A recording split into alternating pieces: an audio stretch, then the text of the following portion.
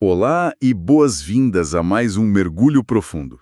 Hoje nós temos uma exploração absolutamente fascinante pela frente. Com certeza. A nossa mesa tá cheia hoje. Literalmente coberta. Tem uma pilha de textos aqui, artigos, pesquisas, anotações sobre uma daquelas filosofias mais antigas do mundo, mas ah, lendo tudo isso, a sensação é que esses textos foram escritos ontem de manhã. Pois é, a atualidade impressiona muito. Exatamente. Estamos falando do estoicismo. E o nosso objetivo, com essa análise detalhada de hoje, não é, ficar debatendo teorias abstratas de pessoas que viveram há milhares de anos. A missão aqui é extrair o ouro prático desse material para a vida cotidiana. Trazer para nossa realidade. Isso. Vamos explorar como aplicar essa sabedoria na criação de filhos, nas dinâmicas dos casamentos, no combate à ansiedade e até na construção da autoestima. E material que a gente reuniu aborda essa filosofia não como uma relíquia de museu, sabe? Ou um conceito acadêmico distante. É tratado como um verdadeiro manual de sobrevivência emocional. E é muito gratificante poder sintetizar essas ideias para quem nos ouve. Com certeza. Afinal, a filosofia muitas vezes parece algo restrito a grandes pensadores, quando na verdade é uma ferramenta essencial para lidar com o trânsito parado, os boletos no fim do mês, as crises nos relacionamentos. Certo. Vamos destrinchar isso. Porque existe um mito gigantesco ao redor dessa palavra. Quando se fala em estoicismo, acho que a primeira imagem que vem à cabeça de muita gente é a de uma pessoa com o rosto fechado, de pedra. Aquele estereótipo clássico. Né? Alguém que simplesmente aguenta tudo calado, sem demonstrar uma única gota de emoção. Como se fosse um robô reprimindo os sentimentos. Mas, mergulhando nessas fontes, eu percebi que essa visão é bem equivocada. É um erro monumental. E para entender de onde vem essa confusão, a gente precisa olhar para o contexto histórico que as fontes trazem. Esses pilares do pensamento estoico, figuras como Sêneca, Epicteto e o imperador Marco Aurélio, eles não forjaram essas ideias confortavelmente em um escritório para escrever frases de efeito em redes sociais. Longe disso. Muito longe. Eles desenvolveram esse pensamento sob pressões que a gente mal consegue imaginar hoje. Estamos falando de pessoas que viveram sob a ameaça constante de guerras sangrentas, exílios dolorosos, governaram impérios durante pragas devastadoras. Então, para eles, o estoicismo nunca foi sobre frieza emocional. Ou fingir que a dor não existe. Exato! Era sobre domínio interior. Era a capacidade de sentir um medo paralisante, uma frustração imensa, mas não permitir que essas emoções tomassem o volante das decisões. Nossa, essa é uma distinção maravilhosa. Não é a ausência da emoção, é o governo absoluto sobre ela. E isso nos leva direto para a primeira grande seção dos textos, que trata da ansiedade moderna. O grande mal do nosso século. Sim, e é um conceito que se repete em quase todos os artigos. A famosa dicotomia do controle de Epicteto. Ele sugere dividir a vida em duas categorias muito claras. Mas como exatamente isso funciona na prática? Assim, na beira de um ataque de nervos. O que é fascinante aqui é a simplicidade cirúrgica dessa ideia, contrastando com a dificuldade imensa de aplicar isso no dia a dia. Falar é fácil. Pois é. A dicotomia do controle é basicamente traçar uma linha no chão. De um lado está o que se controla. Os pensamentos, as escolhas, o esforço e a reação ao que acontece. Certo. Do outro lado, tá tudo que não se controla. A opinião alheia, a economia global, o tempo lá fora, o passado. E a tese central é que a mente entra em colapso exatamente quando a tentativa é de governar o lado incontrolável da linha. Faz todo sentido. Trazendo isso para a rotina, não se controla, por exemplo, o trânsito numa sexta-feira chuvosa. Não mesmo. E não se controla se a internet vai cair bem no meio de uma reunião importantíssima de trabalho. Perfeito. E as fontes destacam que a raiz da ansiedade raramente está no momento presente, onde o problema de fato acontece. A ansiedade moderna é definida nos textos de uma forma brilhante. Ela é um excesso de futuro. Excesso de futuro. Genial. É o sofrimento pelo prazo que ainda está chegando, pelo que a chefia vai achar do relatório, pelo fracasso que nem se materializou. A leitura de Sêneca mostra uma verdade bem incômoda, Ele dizia que sofremos mais na imaginação do que na realidade. A mente ansiosa cria tragédias inteiras, né? Que muitas vezes nunca chegam a acontecer. Exatamente. Mas eu vi que o material não nos deixa apenas na teoria do pare de se preocupar. Eles oferecem ferramentas práticas. Tem um termo em latim que me chamou a atenção. Premeditatio malorum, a premeditação dos males. Confesso que soa um pouco pessimista. Soa mesmo, soa intimidador. O que eles sugerem fazer com isso? É uma ótima pergunta, porque pode parecer que a orientação é focar no pior. Mas podemos imaginar essa ferramenta como um treinamento de incêndio. Sabe de uma coisa? Ninguém faz simulação de incêndio porque quer que o prédio pegue fogo. Claro que não. Ou porque está em pânico. A simulação é feita para que, se houver um incêndio, o corpo saiba exatamente onde fica a saída de emergência. Nossa! A premeditação racional é exatamente isso para a mente. É visualizar as dificuldades possíveis, não para sofrer por antecedência, mas para planejar uma resposta lógica e calma caso o pior cenário aconteça. Que analogia fantástica. Se eu já sei onde é a saída de emergência, o desespero diminui. Outra ferramenta incrível das fontes é a escrita terapêutica. Tem relatos de que o próprio Marco Aurélio escrevia no diário à noite, literalmente no meio da lama dos acampamentos militares. Sim, com o peso de um império nas costas. E ele não escrevia para publicar, escrevia para organizar a própria mente. Exato.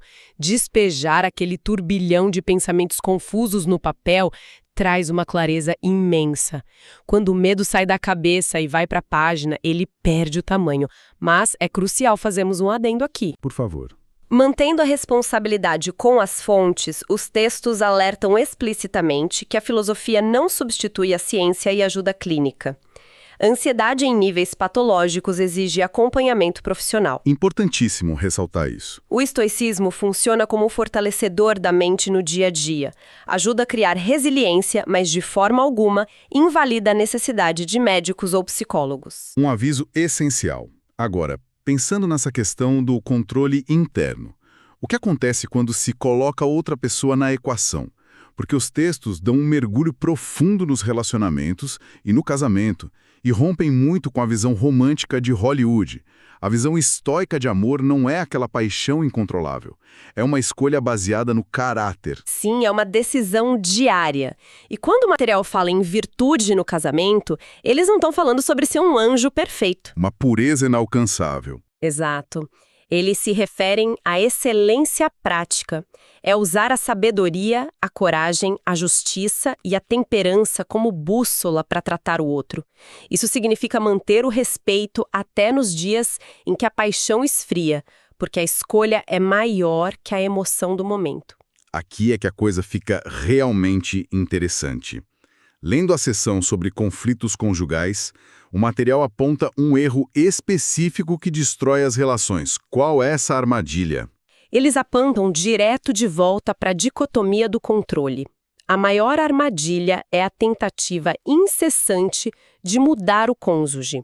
Não se controla a personalidade do parceiro, o tempo de reação ou a bagagem que a pessoa carrega. Verdade. A única coisa sob controle absoluto é o próprio tom de voz no meio de uma discussão, a própria paciência e o próprio exemplo. E as fontes introduzem o conceito de amor fati, o amor ao destino dentro do casamento. Mas peraí, bancando o advogado do diabo por um segundo. Aceitar tudo com esse amor fati não torna as pessoas passivas? Tipo, só baixar a cabeça e deixar a vida passar por cima. Essa é uma confusão muito comum. Amor fati não é uma aceitação passiva e conformada. Não é só suportar rangendo os dentes. É abraçar ativamente a realidade como a matéria-prima da vida. Certo. Imagina o cenário de chover torrencialmente num casamento ao ar livre. Passividade seria chorar lamentando azar. Amor fati é abraçar a chuva como parte da história e dançar na lama e transformar aquilo na melhor lembrança possível. Entendi. Trazendo para a rotina do casamento, é abraçar as crises financeiras, as rotinas maçantes, vendo tudo isso como um campo de treinamento que vai forjar uma união mais forte. Uma mudança de perspectiva gigantesca. E dentro dessa dinâmica familiar, há uma parte focada na liderança e na masculinidade. Os textos desconstroem completamente aquela visão tóxica do homem que manda na casa. A verdadeira liderança descrita ali não tem nada a ver com ser autoritário. Como as fontes definem isso? O argumento central é que liderar é assumir responsabilidade. E a premissa é dura. Um homem que não consegue governar a si mesmo, seus impulsos, sua ira, seu ego, é incapaz de liderar qualquer outra coisa. A força não é gritar mais alto. De jeito nenhum. A maior demonstração de força muitas vezes é conseguir ceder o orgulho no meio de uma briga para restaurar a paz. É ter autocontrole para não usar o silêncio e a frieza como ferramentas de punição emocional. O autoritarismo é um sintoma de fraqueza, enquanto a liderança autêntica nasce da estabilidade. Estabilidade. Essa palavra é uma ponte perfeita para a próxima sessão. Mudando o ângulo para as mulheres, os textos abordam a identidade feminina de forma brilhante.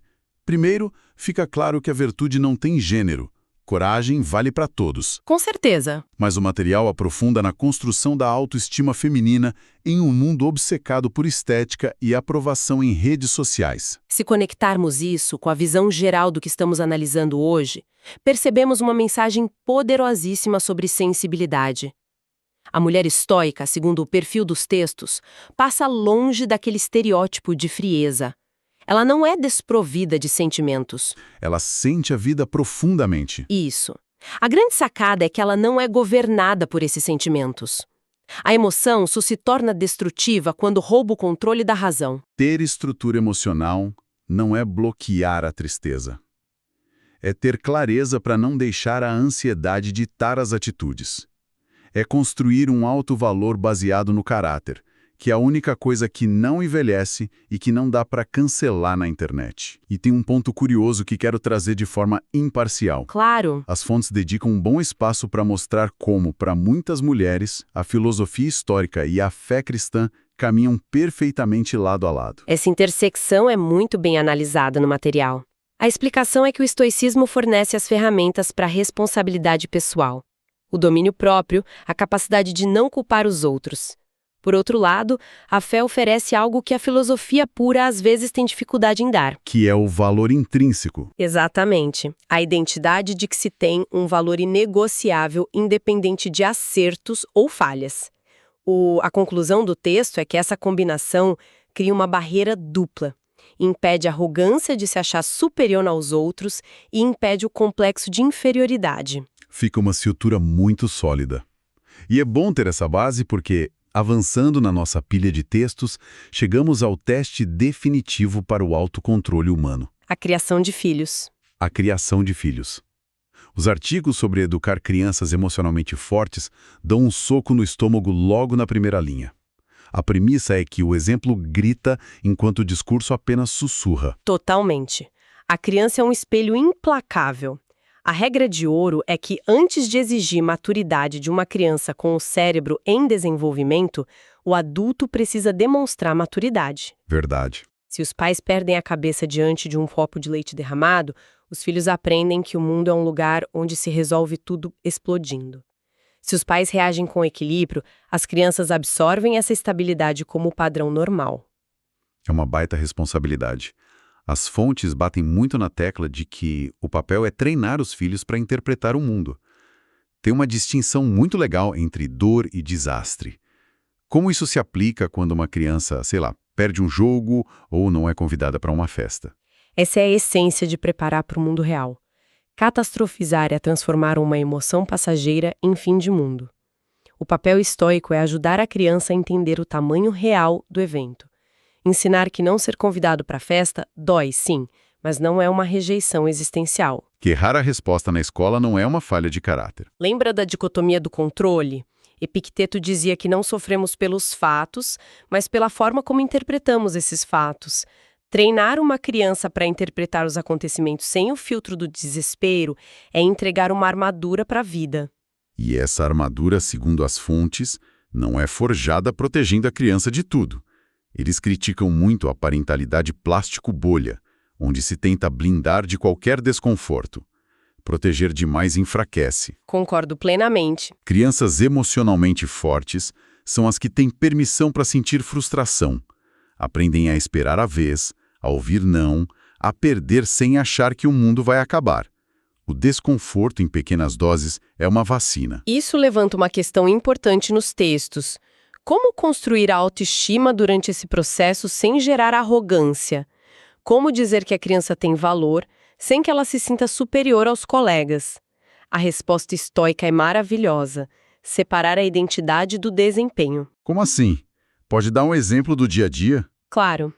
Em vez de elogiar com frases genéricas e comparativas como "você é o melhor" ou "você é o mais inteligente", o foco do elogio deve estar no esforço, naquilo que a criança controla. Ah, entendi. O elogio soaria como: "eu vi o quanto você foi disciplinado estudando", ou "tenho orgulho porque você não desistiu quando o jogo ficou difícil. Admire a sua honestidade ao assumir que quebrou isso." Genial! Porque se a identidade estiver baseada em ser um melhor jogador, no dia em que perder o campeonato, o mundo desmorona. Mas se a base for a persistência, o valor está seguro. E o Sêneca fala sobre como disciplinar essas crianças também, certo? Fala de forma bem contundente, ele define a ira descontrolada como uma breve loucura.